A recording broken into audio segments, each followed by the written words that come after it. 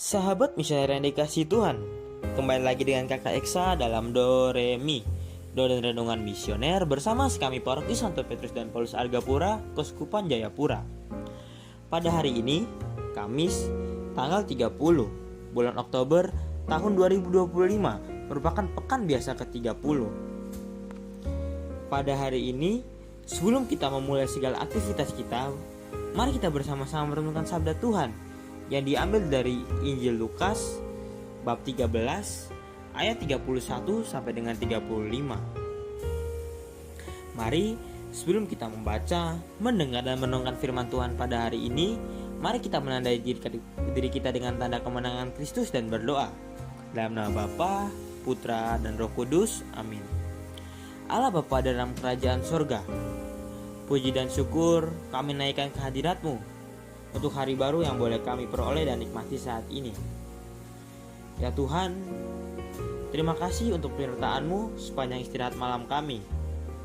Terima kasih untuk nafas kehidupan yang masih Tuhan berikan kepada kami, sehingga pada hari ini kami dapat bangun dan mempersiapkan diri kami untuk melakukan aktivitas yang selalu kami lakukan. Ya Bapa, sekarang kami hendak duduk diam meresapkan sabda-Mu.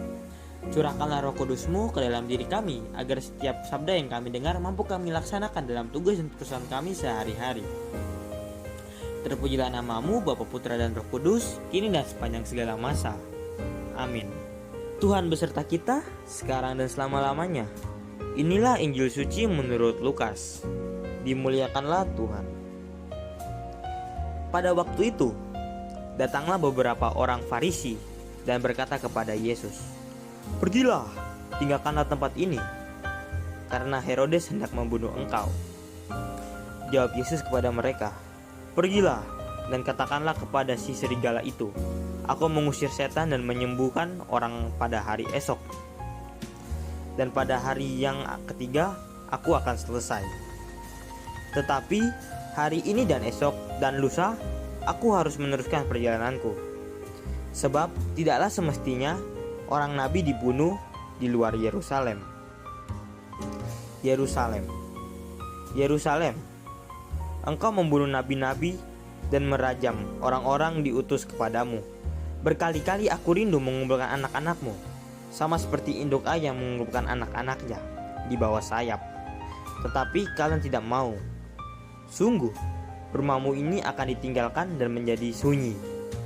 Tetapi aku berkata kepadamu, kalian tidak akan melihat aku lagi hingga pada saat kalian berkata, terberkatilah dia yang datang atas nama Tuhan." Demikianlah sabda Tuhan. Terpujilah Kristus. Sahabat misioner yang dikasihi Tuhan, pada bacaan hari ini, Yesus memperlihatkan keteguhan dan kelembutan hati yang cukup luar biasa, di mana ia tahu bahwa dirinya terancam oleh Herodes yang memiliki niat ingin membunuhnya. Namun ia tidak mundur atau melarikan diri. Yesus tetap melanjutkan perjalanan ke Yerusalem. Tepat ia tahu bahwa penderitaan akan menantinya. Sikap Yesus ini menunjukkan ketaatan dan keberanian sejati dalam misi untuk menyebarkan kasih.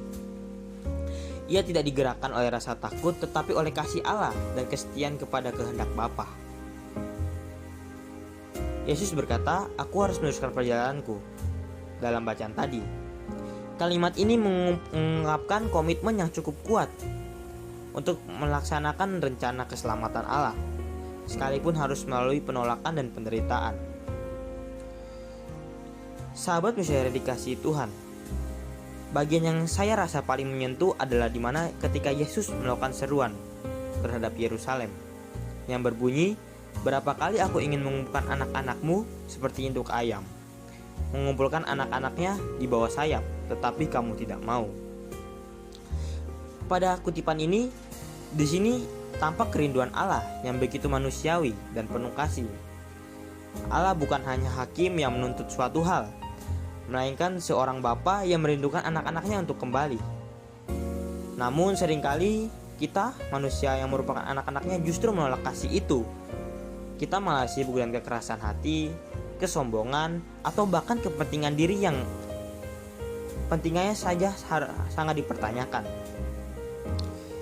Yerusalem sendiri melambangkan hati kita sendiri. Berapa kali Tuhan memanggil kita melalui sebuah peristiwa, melalui tuntunan orang lain, ataupun suara hati. Tetapi kita menolak karena tidak mau berubah.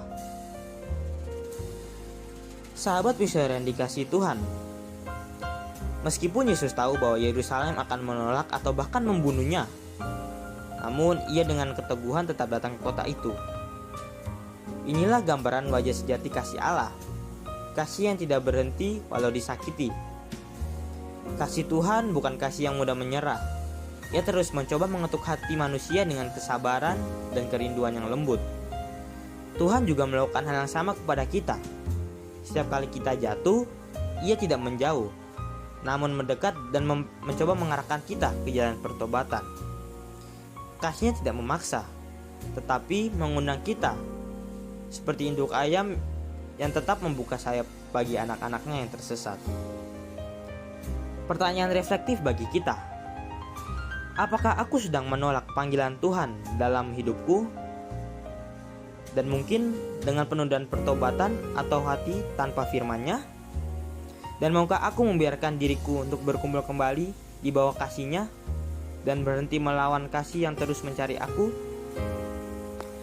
Jawabannya ada pada diri kita masing-masing.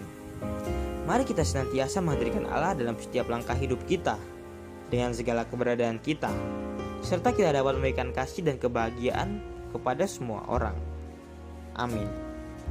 Sahabat misioner yang dikasihi Tuhan, mari kita menutup renungan kita pada hari ini dengan bersama-sama berdoa, doa anak misioner Indonesia. Doa anak misioner Indonesia, dalam nama Bapa dan Putra dan Roh Kudus. Amin. Tuhan Yesus, Engkau diutus Bapa menjadi berkat bagi dunia dan menjadi juru selamat bagi manusia. Utuslah kami, anak-anak dan remaja misioner di Indonesia, untuk menjadi sahabat yang kuat bagi yang lemah, sahabat yang rela berkorban bagi yang menderita payah, sahabat penghibur bagi yang sakit dan gelisah.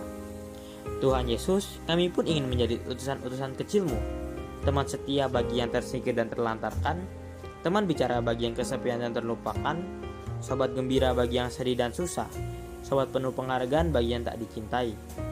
Tuhan Yesus, utuslah kami ini dengan bantuan Roh Kudus-Mu menjadi garam dan ragi yang baik, menjadi terang dan obor yang cemerlang, membawa kegembiraan dan pengharapan. Tuhan Yesus, kuduskanlah badanku dan kuduskanlah jiwaku. Kupersembahkan diriku padamu hari ini. Berkatilah semua anak dimanapun, berkatilah semua orang yang kami jumpai, siapapun mereka. Amin.